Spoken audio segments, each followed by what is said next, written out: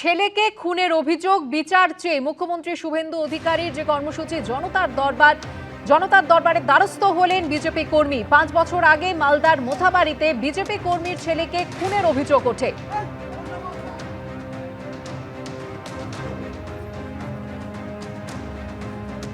আমার ছেলেকে মেরে গলায় দড়ি বেঁধে গাছে টেঙে দিয়েছে।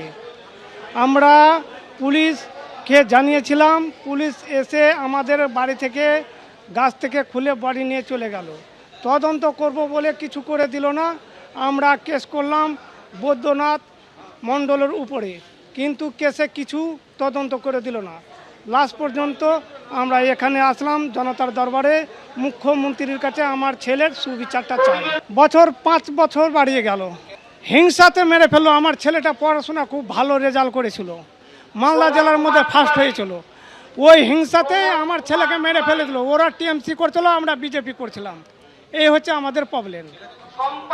ছেলে পড়াশোনা করতো, 12-এ পড়তো, রেজাল্ট খুব ভালো করেছিল। আর উচ্চ মাধ্যমিক আমরা সার্টিফিকেট নিয়ে এসেছি, আপনারা দেখেন, আমি দেখাবো। মালদা জেলার আমার থানার নাম হলো মোথাবাড়ি। যোগ্য শিক্ষকদের চাকরির মেয়াদ বাড়ানোর আর্জি সুপ্রিম কোর্টে আর্জি জানালো রাজ্য সরকার ও যোগ্য শিক্ষকরা। দুপক্ষের আর্জি শুনতে রাজি হয়েছে সর্বোচ্চ আদালত। 31 অগস্টের মধ্যে নিয়োগ প্রক্রিয়া শেষ করার নির্দেশ দিয়েছিল সর্বোচ্চ আদালত। এখনো পর্যন্ত নিয়োগ প্রক্রিয়া শেষ না হওয়ায় সুপ্রিম কোর্টের দ্বারস্থ রাজ্য ও যোগ্য শিক্ষকরা। যোগ্য শিক্ষকদের চাকরির মেয়াদ বাড়ানোর আর্জি সুপ্রিম কোর্টে আর্জি রাজ্য সরকার ও যোগ্য শিক্ষকদের। দুপক্ষের আর্জি শুনতে রাজি হয়েছে সর্বোচ্চ আদালত। 31 অগস্ট পর্যন্ত কাজ করতে পারবেন 17,000 যোগ্য শিক্ষক। আগেই এমন নির্দেশ দিয়েছিল সুপ্রিম কোর্ট। সর্বোচ্চ আদালত এই নির্দেশও দিয়েছিল যে 31 অগস্টের মধ্যে নিয়োগ প্রক্রিয়া শেষ করতে হবে, কিন্তু এখনো পর্যন্ত নিয়োগ প্রক্রিয়া শেষ না হওয়ায় সুপ্রিম কোর্টের দ্বারস্থ রাজ্য যোগ্য শিক্ষকরা। কথা বলে নেব আমাদের প্রতিনিধি বিজেন্দ্র সিংহের সঙ্গে। বিজেন্দ্র, তারপরে যখন সুপ্রিম কোর্ট অর্ডার দিয়েছিল 26,000 চাকরি বাতিল করেছিল, সেই সময় সুপ্রিম কোর্ট একটা রোডম্যাপ তৈরি করে দিয়েছিল যে কতদিনের মধ্যে নতুন নিয়োগ প্রক্রিয়া কমপ্লিট করতে হবে, এবং তার সঙ্গে সঙ্গে যারা নন টেন্টেড টিচার অর্থাৎ যারা যোগ্য শিক্ষক তারা টিচিং এর কাজ করবেন।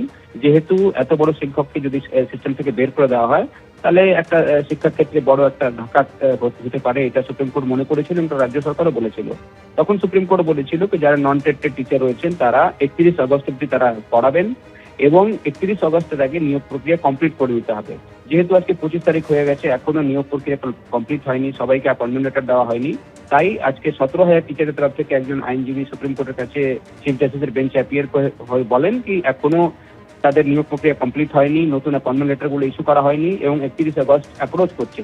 তাদের প্রোটেকশন 31 অগস্ট অব্দি রয়েছে, তারা পড়াতে পারবেন, তারপরে তারা পড়াতে পারবেন না, সেই ডেটটাকে এক্সটেন্ড করা হোক, এই অনুরোধ তিনি সুপ্রিম কোর্টের কাছে রাখেন। তখন রাজ্য সরকারের তরফ থেকে বলা হোক তারাও মডিফিকেশন অ্যাপ্লিকেশন ফাইল করেছেন এবং যেহেতু পুরো নিয়োগ প্রক্রিয়া এখনো কমপ্লিট হয়নি, তারাও চাইছেন যতদিন নিয়োগ প্রক্রিয়া কমপ্লিট হচ্ছে না তার সেদিন অব্দি এই 17,000 টিচারদের মেয়াদ বাড়ানো হোক, এই অনুরোধ তারাও রেখেছেন।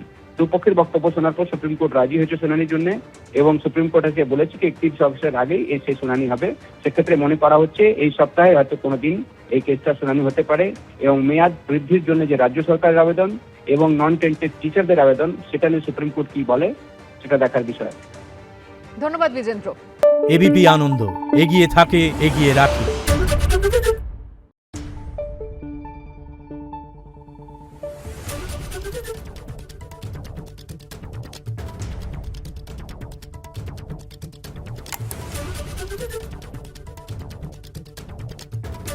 Thank you.